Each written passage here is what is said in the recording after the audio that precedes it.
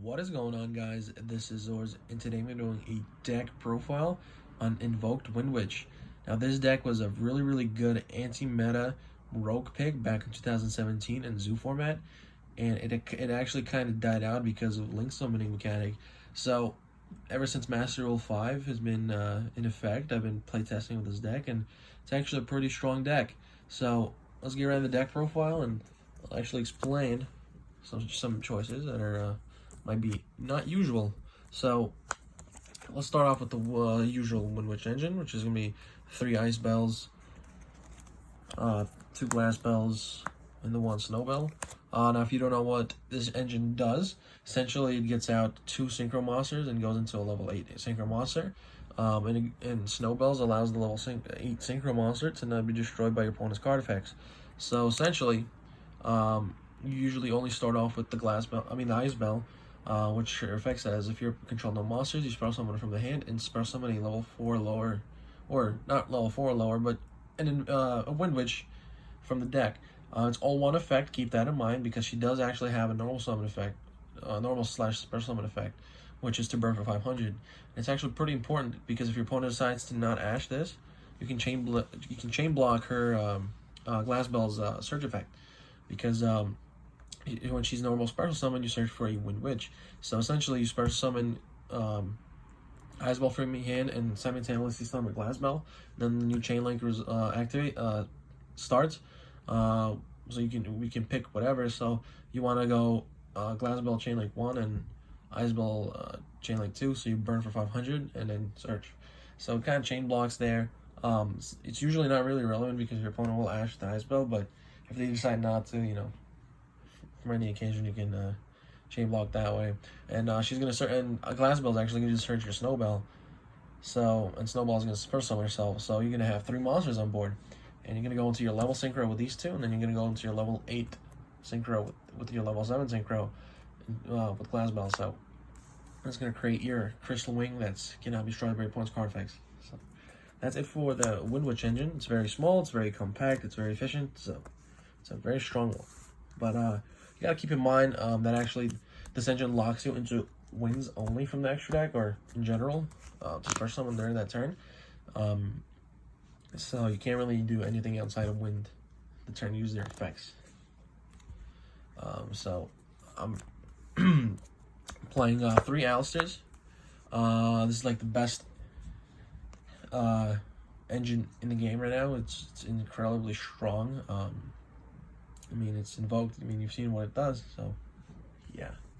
I'm running 3 Alistairs. That's it for the monsters, actually. I'm only running 9 actual monsters because we don't actually need anything else. I'm not running the Kaijus anymore because nowadays the boards to break have like 5 or 10 monsters on board. So it's like, you can't, one Kaiju isn't going to change anything. So you might as well go into, or the plan of the deck is to stop your opponent from comboing off in general, so you don't get to the point where you have to stop 4 monsters. So one of the monsters to do that is, well, not really, but it's pretty good. It's Phantasme, because he lets you fix your hands up, and allows you to put an extra body on board, so your opponent doesn't really have a easy, you can run something over maybe, or negate an effect. It's pretty good because when you do draw like a couple of invoked pieces, like a Meltdown and Alistair in the same hand, it's kind of redundant. You don't want them, so this allows you to put this back and get a couple of fresh new cards. So yeah, again with to stop combos, you got to stop Hulky Firebacks as much as possible, or as often as possible. So you want to be playing things like Veiler, which I do play 3 of because I feel like it's a really strong card right now. Stops a lot of combo decks, and especially with like Mech Knight. Orcus, the Gearsu one, the new Gearsu Mech Knight Orcus card, so it's pretty good to stop that, and just a very strong card right now. Same goes for Ash. I mean, it stops pretty much anything, so gotta run 3 of that.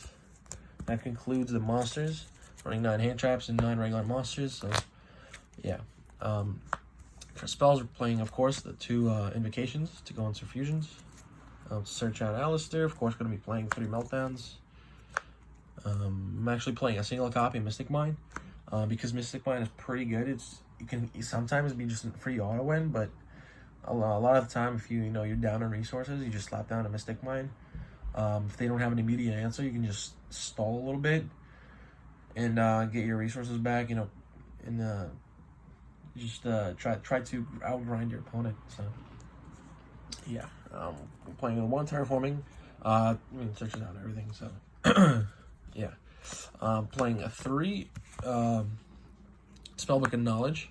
I mean, Spellbook of Knowledge is essentially pot of greed in this deck because you send Alistair to the yard and it really doesn't matter whether he's on field or the yard. So it's pretty much pot of greed. It's just pretty good. It's very strong. Playing 2 Twin Twisters for back row and a monster born to revive any of your big monsters that have died. That's it for the spells. For traps, again, we want to, you know, stop your opponent from coming off or really doing anything. Playing the 3 permanents, it's another hand trap.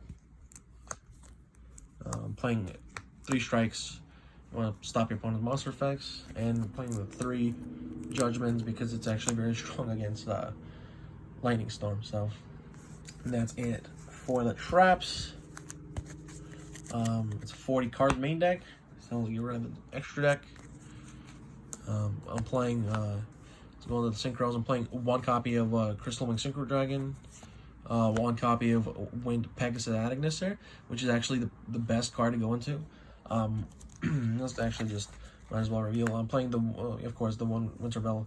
But the Agnister Wind Pegasus is where you want to go into turn 1 because he has actually a good graveyard effect.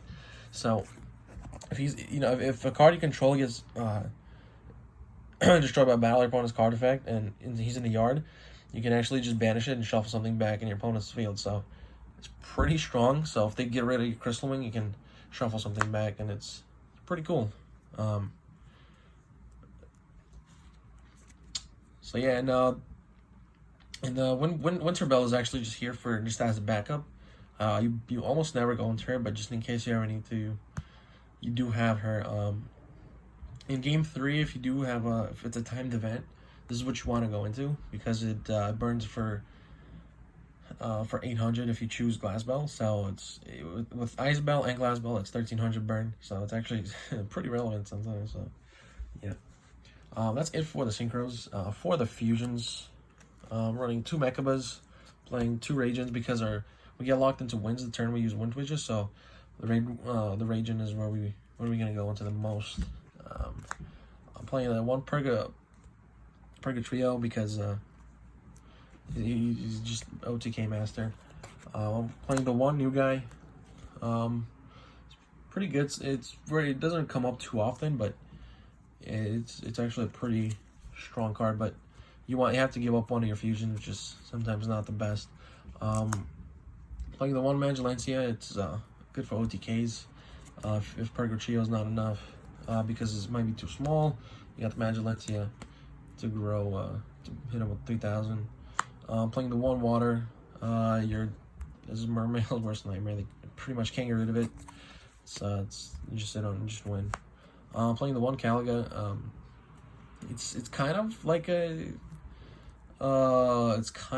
what you call it, a Mystic Mine, but not really.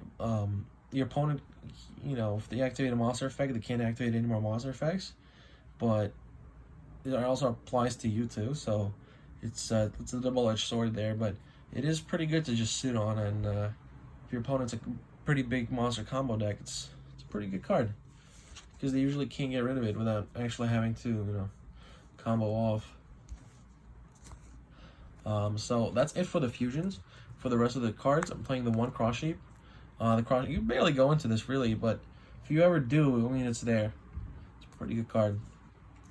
And of course, since you're playing the Invoked engine, you have to be playing the Almirage and the Secure Gardener. This is your guaranteed Mechaba whenever you draw Invoke Alistair if you have nothing else. If you only have Alistair and like a bunch of traps, you summon Alistair, you go into Almirage, and you go into Secure Gardener, and then you Invocation into Mechaba. So it's almost guaranteed every time you have an Alistair. So you gotta play it. I mean, it's a fire that you feed later on for Purgatrio because your opponent might not ever Ash or play a fire deck. So Purgatory is always available, and same thing with Mechaba. So gotta play it. It's a common thing now. So yeah, that's it for the deck profile, guys. And next profile is gonna be probably Gene Raider or Plunder Patrol, one or the other. Whatever I feel like performs a little better, because right now they're kind of struggling. But yeah, I'm working on it, and you know, the next profile is gonna come. So yeah, I'll see you guys next time.